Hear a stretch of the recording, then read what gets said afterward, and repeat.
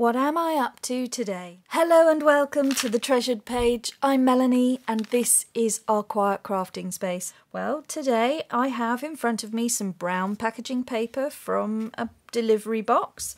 I've got an old seed packet with seeds and I've got this mock leather little TN style journal that I have been sent from the lovely Jeanette, and I am going to use that in my next little project, which will be part of a mini series running throughout April. That is going to be the April Alchemy Challenge. Oh yes, this is some beautiful imagery from this month's challenge, which is the April Alchemy Challenge. So we are going to be looking at plant dye. We're going to be looking at how to combine different elements to create colour, to create texture, to create something different from waste or scraps or things that we otherwise overlook or don't even think to use. We're going to be applying a little bit of basic chemistry, a little bit of effort and a little bit of our time to really explore the natural world in April for some alchemy challenges. And this is the first glimpse at the wonderful images from Birgitta at Klee Blatt Creations. She is a German artist who I adore and have become quite friendly with over my working with her as part of her design team. But this was my own idea. This is something that I talked to the ladies about and we decided that they would absolutely love to bring forward some videos for you to help inspire you to look at the natural world in a different way. And we have this wonderful digital to support the artwork or things that we may make out of what we create and what we learn and what we look at for the world of natural dye and things like that.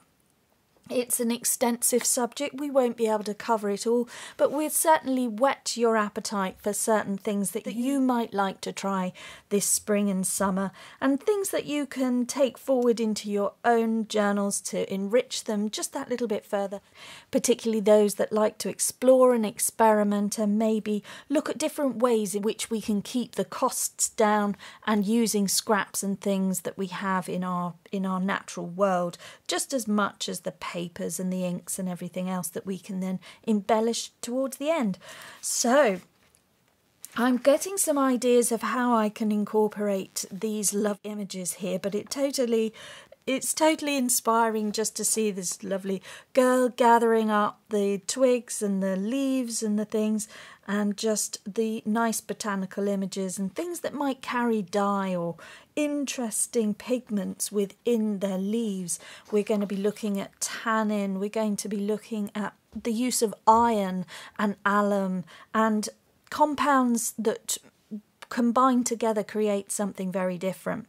So this week's challenge is to look at roots and to look at plants. So with that in mind, we're going to look at roots and plants, and I'm going to talk to you about a very versatile root that is in this country called the beetroot, and these are seeds for the beetroot plant. So in the UK, in Europe as well, this is one of the most easiest root vegetables that you can grow. And this variety is called Bolt Hardy.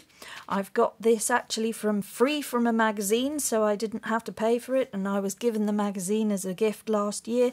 So actually, this is free for me. And the seeds are even out of date, so therefore it's complete scrap. They haven't been opened, but I'm going to attempt to grow them nevertheless because waste can become something beautiful. So we're going to give it a try. We're going to just see if we can maybe have a look at these seeds and just see if I can still germinate them even though they are a year out of date. Let's have a look at how odd they are. Look at these little gnarly seeds. Definitely unusual, some bigger than the others. So isn't nature amazing? In my hand I'm holding the potential of something really incredible. The end result could be some dyed papers or some dyed fabric using beetroot that I have grown myself. I never lose the fascination for how something so small, something so unusual looking and insignificant can actually turn into something looking like this. And this is beetroot in its rawest form, straight out of the ground, cleaned, bound and topped with the stalks. But look, from this to this, incredible. Life is amazing. Let's just have a look at what we can do. So I'm just going to put those down there, and I'm going to just casually bring this into the craft room today, just as a little bit of inspiration for you, or something you can see. This certainly helps me. I'm planting at the moment, and I just want to bring you along for the ride so I can tell you about this fabulous collaboration. The April Alchemy Challenge is going to run for the whole month of April, and every Saturday there will be a new inspirational video for you to watch. Now, they're not always going to be me putting the videos up. It's going to be it could be Brigitte in Germany from Klee Black Creations, or it could be Sue from Paper Inspirations in Australia. So all the links to the ladies' channels will be down below, and you can have a look. And next Saturday is going to be Klee Black Creations, and I'll tell you all as we go. You're going to see lots of different ways in which to dye fabric, from eco-dyeing to using rust to using plants and different things and all things in between. Things that you'll be able to think of that we haven't, because we can't cover everything. Certainly the idea is that you can make your own creations and post them up to Instagram for a fun challenge this April. So starting today, we're looking at roots and plants.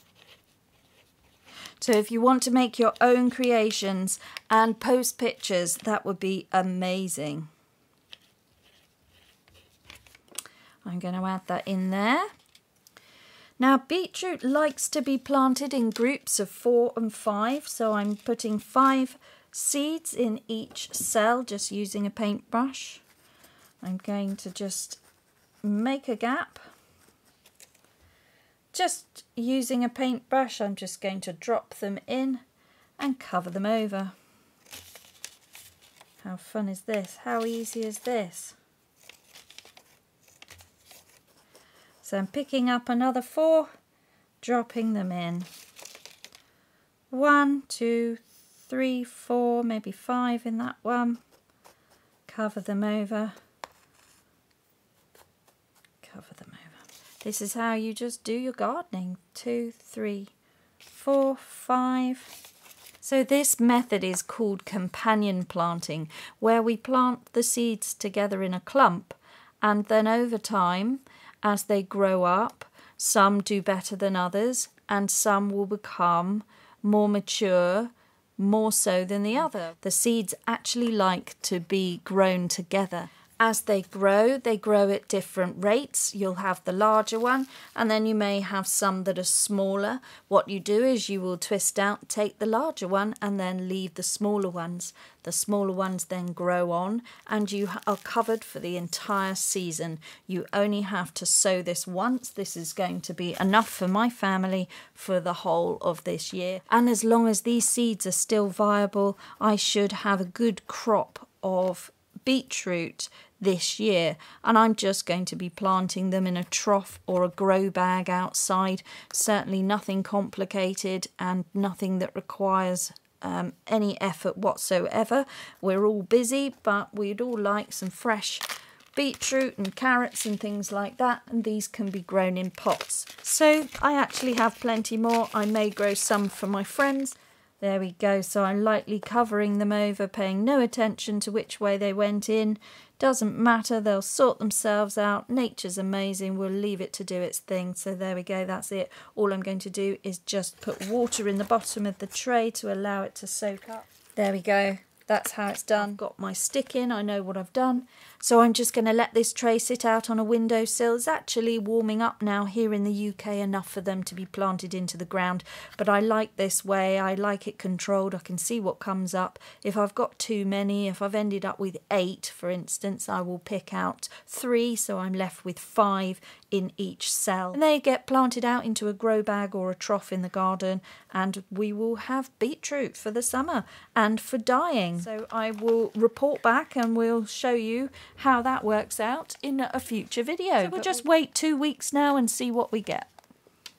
So seed packets like that can be picked up for very little money at the supermarkets or Wilko. Thanks to Arthur Bully and the great plant hunters, the pound seed packet is still very much available for the everyday gardener, and you will be able to pick up a packet of beetroot seeds and do just that, and be able to do that really inexpensively in some yogurt pots or whatever. Compost, you don't need to spend much to get these guys going. But we are going to be looking at beetroot today. If you've been watching along with the channel, you'll see that I'm in pursuit of a very lovely berried coloured paper. We'll see if beetroot can help me in that journey on this quest of alchemy that we are now on. Alright, I've put all the beetroot into the pan and I've brought it up to a boil, and I'm going to leave that for 20 minutes now to simmer and see what happens after that. Going to do is I'm now going to get us back into familiar territory with tearing paper, and I'm going to use this packaging paper that I've been given here, and I'm going to use this as a size idea, and I'm wanting to just tear down paper of this width to meet up with the length that I've got there. So let's just see what we've got here. I'm just folding them in half loosely. Okay, so I've got these folded papers here. I'm just going to put them all together here now. And what I'm doing is I'm getting the width now of this book, which is going to come in a bit, so I need it to be there but in a bit, so we'll go with that. I'm just tearing these pieces away, roughly, doesn't matter. That's that. I'm going to pin these together for the time being, just keep those together, we might need them. And now I'm just trimming that bit off. Okay, so I've got 6 folded pieces of packaging paper. They're all higgledy-piggledy, nothing's measured, as you can see, just very roughly. As long as they are no bigger than this, we are good to go. So what I'm going to do now is match them up into pairs of size. So I think that I've already done it like that, that's okay. And then I'm just going to take off anything too rough down the edges, neaten them all up. Just want it to be rustic, and then what I'm going to do is take the good old glue stick and we are going to stick these together. Alright, so using glue stick I am just going to be gluing the papers together to give myself a thicker page. And I'm just, this is the last one now.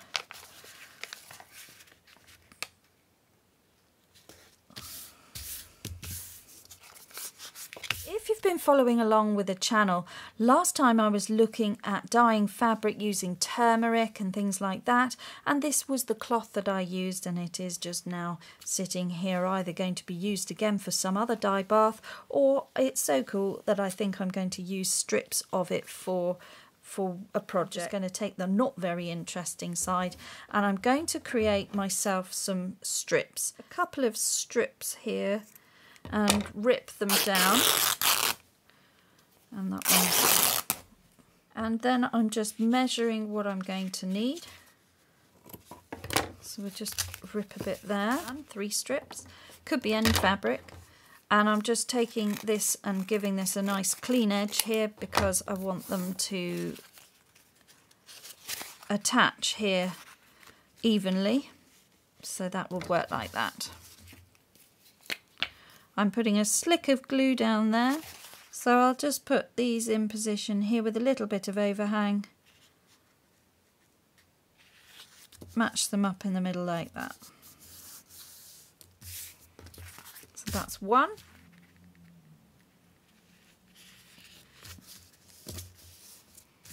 And finally this one, slick of glue, and add our pages in.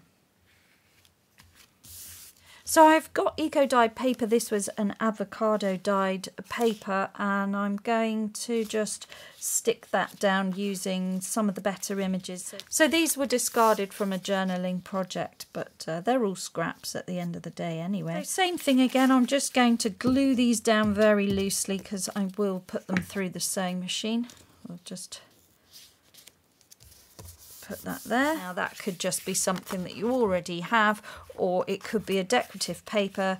The fabric doesn't need to be eco print, that could be anything. It's just that the theme of this is going to be to do with eco dyeing and botanical plants and all the dye that we can get. So I'm just going to loosely rip that off there, and we'll let that scrap sit there. So just ripping off this that I don't want. Alright, so this is what I've got so far. They will be going through the sewing machine, and then I've also had a look inside here, and I've got papers that have been given to me by Jeanette as part of this swap, so I think I might use these as well. Okay, so what I think I will do is remove this for the time being, because I want to be able to restring it, and I'm going to use these as well. So I'm going to add these in to make these make sense.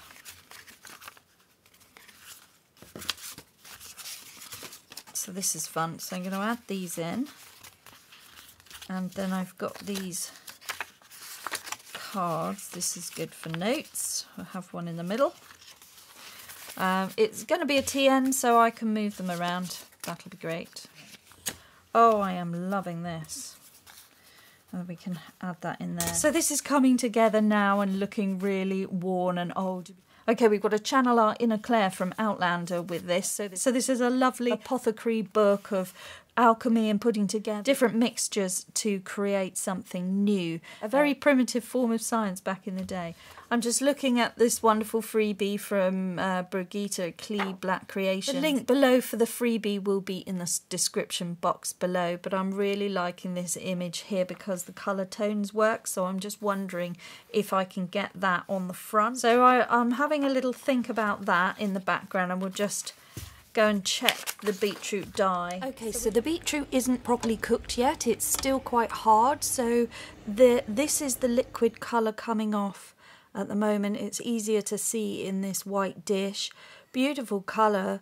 And I'm thinking, because that's been, I suppose I've been playing about here for 45 minutes now, and that is still hot in there, so I'm just going to put that off to one side, let it cool down slightly just so that it's warm, and then I'm going to see if we get a good colour at this stage, but I'm letting it cook on and seeing if I can reduce the liquid down and get a stronger dye. So those are the experiments going on. While I was getting all excited with that, I forgot to really show you this, and I lost some of the footage actually when I was filming. The battery went. So I've added a little, what I'm calling a book plate, but I can't remember the correct name for it. And I've put that on here with a split pin. So the original cover had an eyelet there and there, and I've added 2 extras on the top, and that is because I wanted to restring it. So I've actually taken away the rustic string here. I could use that. The rustic string just lends itself to this whole project, so I definitely want to bring that back in. But I have also found some brown elastic. And I'm thinking that that's quite fun, and it ties in, and then it will keep these in place. So I also thought I would just show you how to string a traditional TN if you have one or have never had one, or you want to make something like this. You need 2 eyelet holes, or 2 holes above each other. So when I showed you the other one before, we did 2 by side, so now we're doing a different. So this is 2 signatures on 2 strings, and I showed you how to string that. And the eyelets are side by side, so there's 2 there and 2 there. This one is different. This is a traditional Chinese or Japanese traveller's notebook style, where we've got the 2 eyelets one above each other. And what you need is a length of cord, and this is the round elastic that you can get, which it rolls on the paper much nicer than a flat elastic. So if you can get this, then this is great. And there's 2 ways of doing this, so let's just show this way. I'm going out and back in like that, so I've got this looped in here, and then I'm going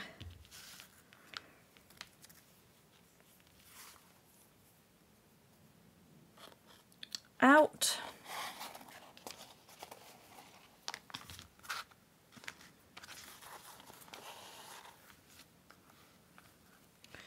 and back in like that. So really what you're creating, you're just putting the loops in there, so we don't see too much on the outside, and it just looks like that. And then what you do is you tie it there. That's one way of doing it.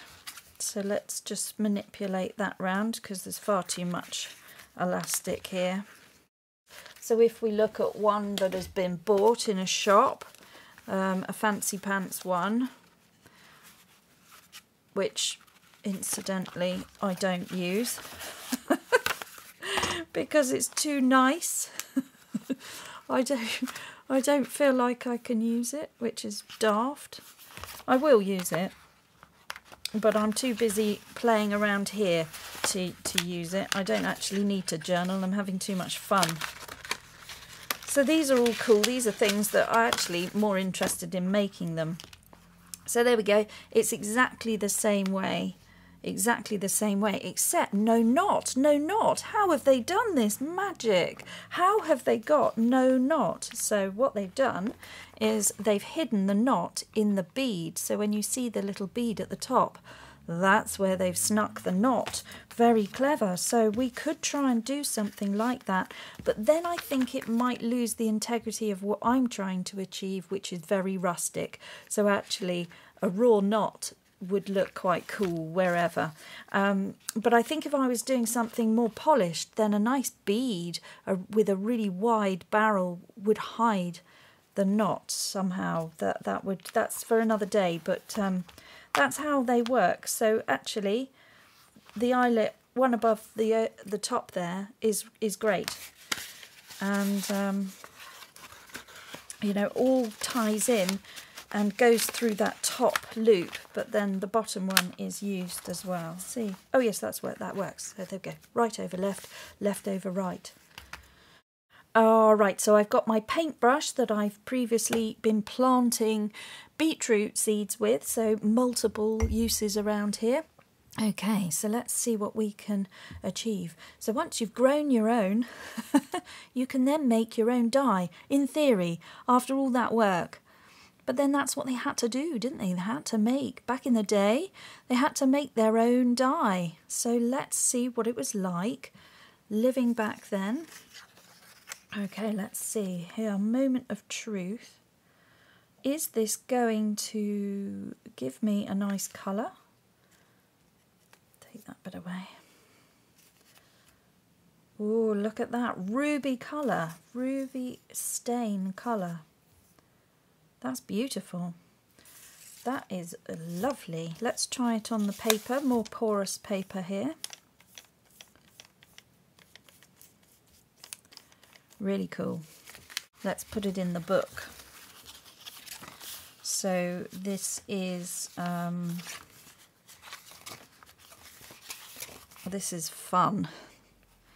Let's paint some on here. This is really nice paper,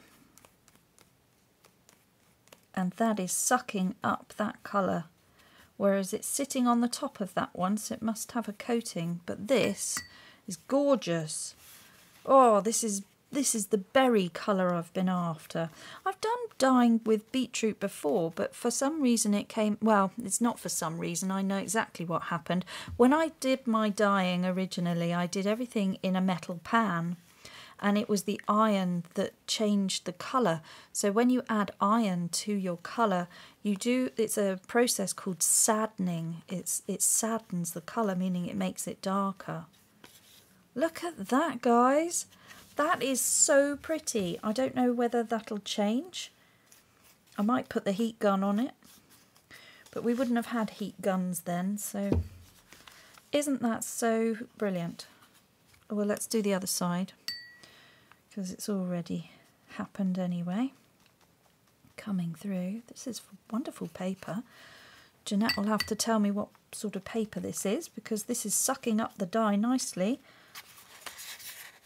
I don't know, it's sort of like an artist paper, but it's thin but thick. So that is gorgeous. So far so good. Oh, look, and we've got an impression. Oh, fab. Okay, so I wasn't really planning on staining everything, but seeing as that's the way it's gone.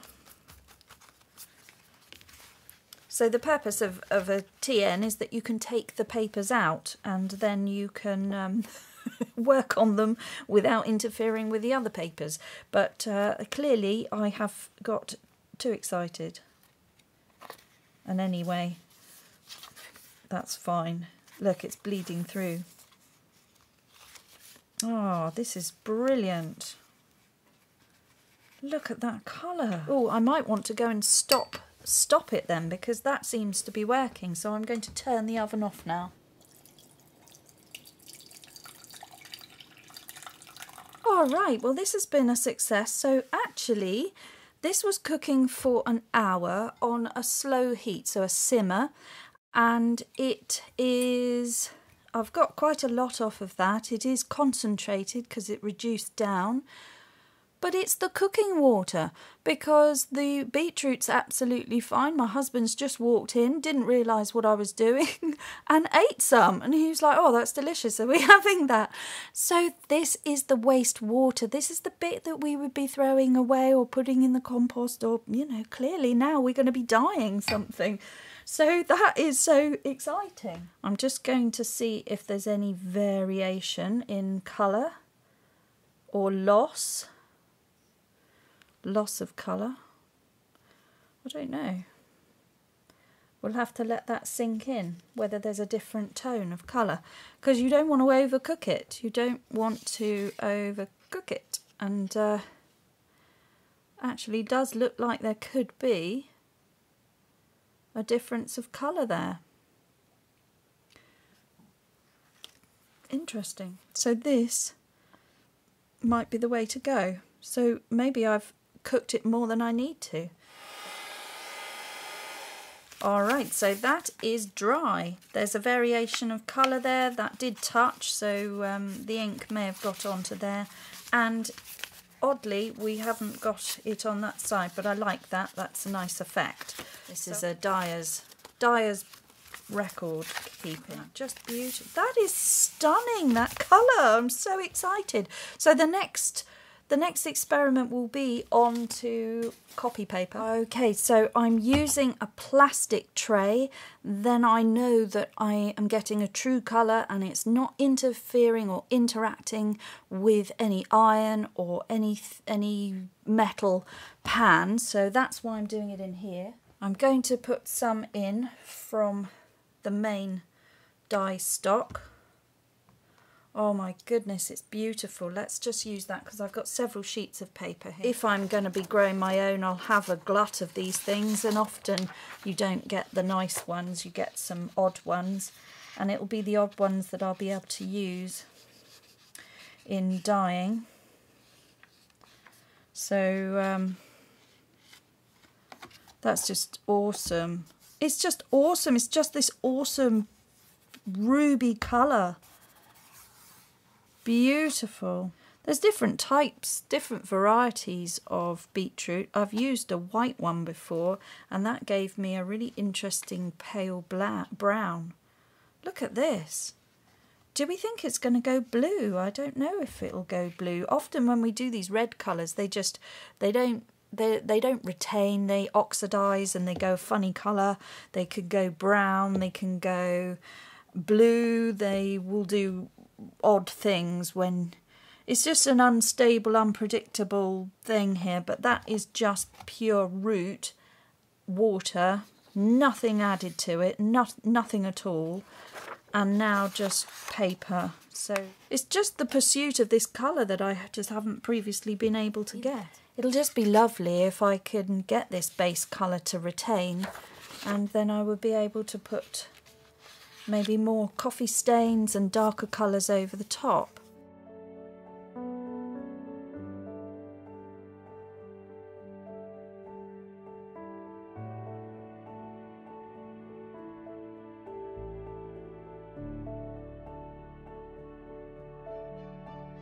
I'm wasting none of the dye. I'm using this envelope to just mop up the last bits in here and creating this.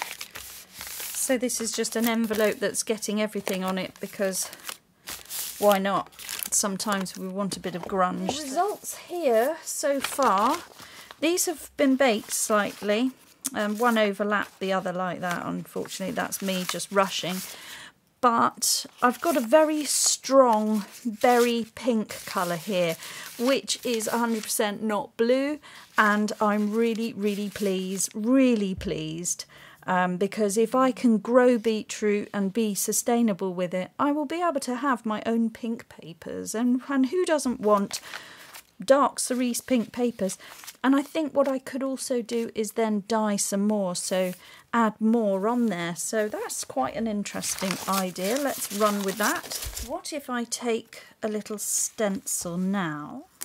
Just put a bit of washi tape to stop it moving all over the place. Okay, so the papers that I've just left 2 papers to dry naturally.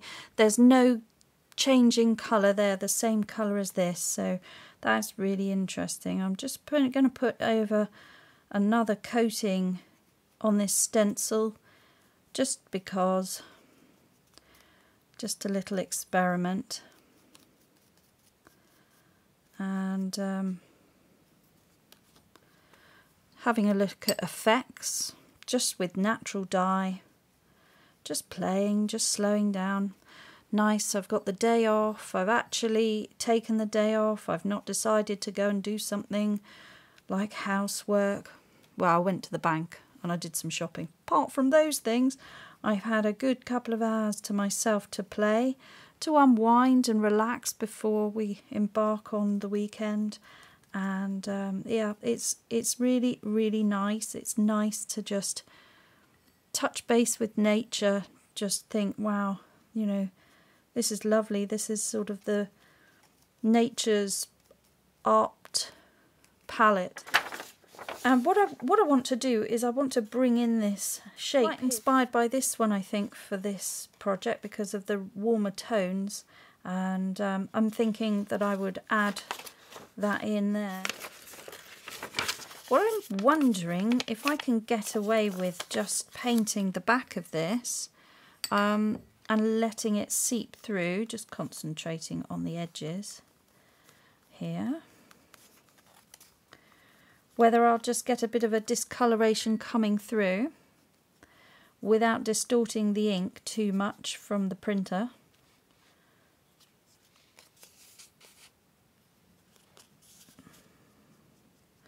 Or I might get away with it. Let's just... Otherwise we never know, we never know. You never know unless you have a go. And so what? Anyway, all it's going to do is just blur the lines a little bit, and that's fun. It's fun to blur the lines. Yeah, that's working. That is working. Okay, I'm just concentrating on the white edge, and I don't really want to sweep over the top of my image here, but the dye's just soaking into the paper. It's just sucking it up. I'm not saturating it too badly. It's blurred a little bit there, but that's okay.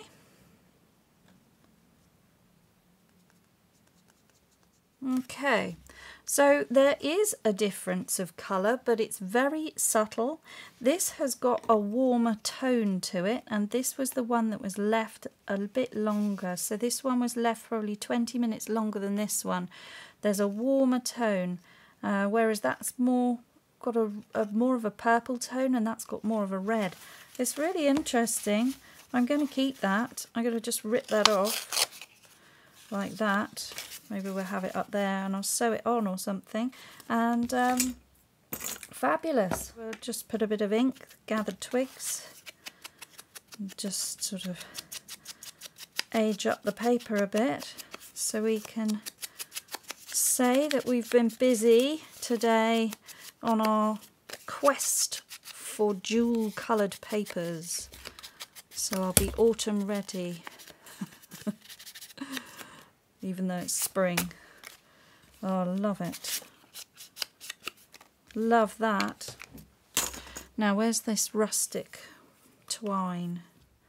And I'm going to pull it apart, see what I've got here. It's 3 strands, so I'm just going to take that. And then if I can find an embroidery needle,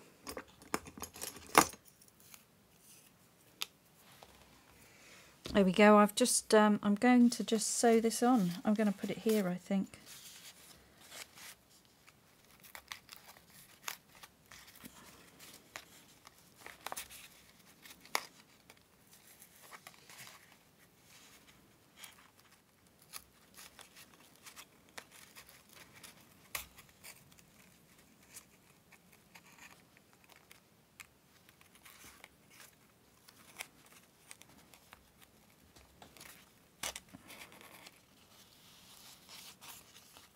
I think that worked out so nicely. I'm just going to do a bit more.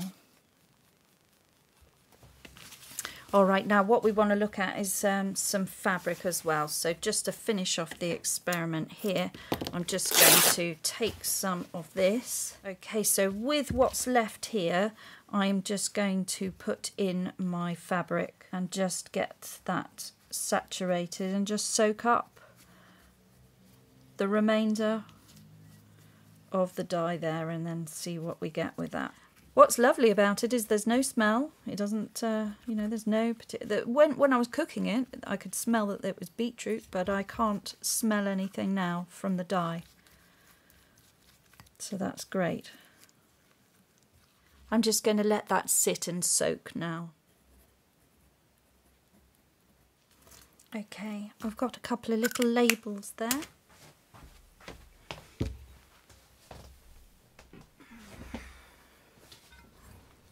I'm going to save my dye because that's been brilliant, and I'll very quickly use that up so that it's not hanging around. I often add a vinegar in there to preserve it, but I'm not going to do that because I didn't get loads. I shall be using that up straight away. I'm going to put a label. I'll put a label on the lid actually, then I can see that. And I'm just going to glue this little digital on here.